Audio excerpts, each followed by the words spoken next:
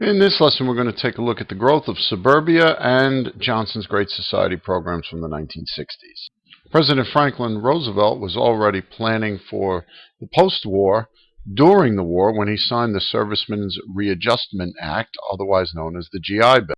The concern at the time was for the millions of returning soldiers that would come home and be looking for work, and the GI Bill addressed two major issues. One you see here, low-interest mortgages, and every serviceman was eligible for free college tuition, meaning the government would pick up the tab. So many of the soldiers that returned went straight to college rather than going into the workforce, which took the burden off the workforce, off the economy for those soldiers who would have been looking for jobs. Whether the returning soldiers went to college or not, there was a tremendous demand for housing that the cities basically couldn't supply. So here we see William Levitt is going to begin building Levittown, the first suburban planned community in the nation.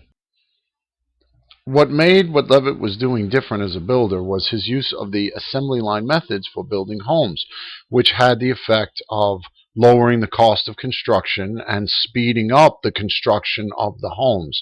This made homes more affordable so that more people could afford to buy them. Here you're looking at an aerial view of a section of Levittown that was in about the 1950s. And so you're looking down at the rooftops, and what happened was Levitt used teams of workers, and each team did one specific job. Now, you can't move a house along an assembly line the way you might move a car or something else. In this case, the workers moved, but they did their specific job, like lay the foundation or frame the house or something electrical or plumbing or installing the kitchen cabinets. And once they were done with their specific job, they moved along to the next house. All right, so this allowed for a quick pace of housing construction.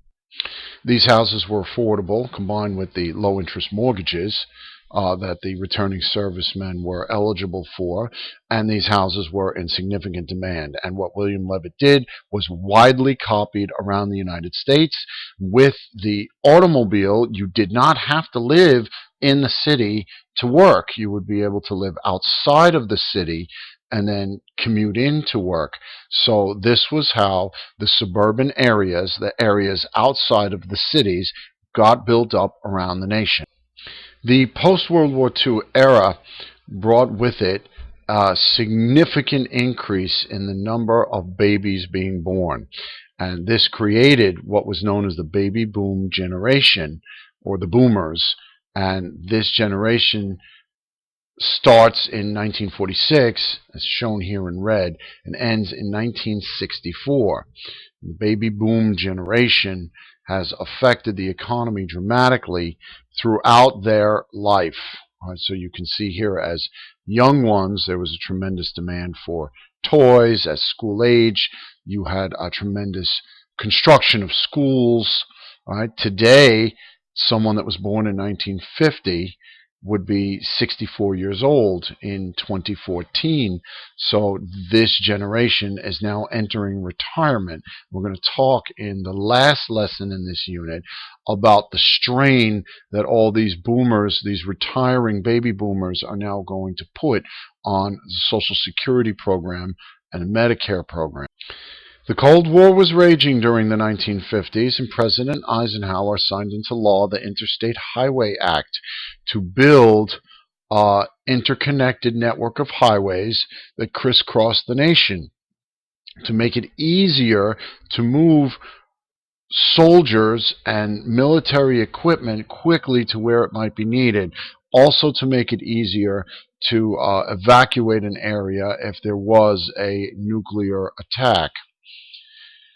President Eisenhower understood, though, the economic impact that the interstate highway system would have on the nation, making it much easier to deliver goods was going to have a tremendous economic impact on the nation. The 1950s were, economically speaking, very good times. The construction of the interstate highway system also had the added economic bonus of people taking road trips, and there were new industries that were developed. The Motel chains were created. Holiday Inn, pictured here, was the first chain motel that sprung up across the interstate highway system. The McDonald's Corporation is going to be created during this time. There'll be a number of fast food restaurants, and of course, gas station companies are going to expand dramatically to service the needs of people that are driving all over the place. We're going to jump now into President Johnson's presidency, 1964 to 1968. We're going to take a look specifically at his Great Society programs. President Johnson felt that he was fighting two wars at the same time, the war in Vietnam and the war against poverty, or the war on poverty. And his goal with these programs was to eliminate poverty. The programs, as you can see here, are categorized. There are health and welfare programs, education programs, programs targeted to the war on poverty, and then consumer and environmental protection. We see the titles at the top.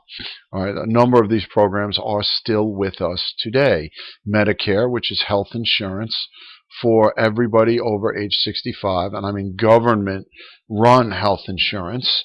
All right, Medicaid is with us. This is health insurance for very low-income people. The Head Start, Project Head Start, the Head Start program, which is preschool for disadvantaged youth.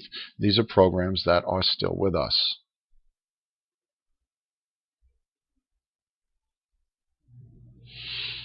You'll see here at the top the Water Quality Act and Clean Air Acts. We're actually going to talk more in the next lesson about the environmental movement and how that really gets started. Job Corps is another program that is still with us for high school students as another way to finish high school. So then, just to sum up, the GI Bill provides college tuition, and that's going to really lead to the economic boom of the 1950s.